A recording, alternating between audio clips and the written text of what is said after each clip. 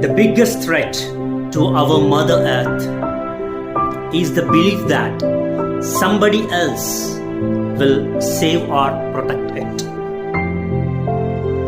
If not I, if not you, if not we, who else will save or protect it?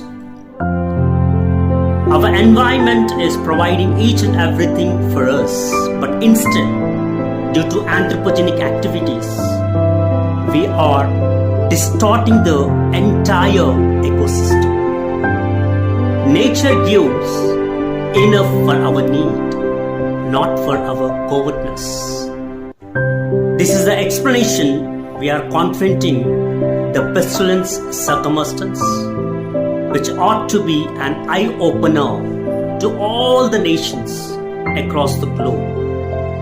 If we love the nature, it will love us.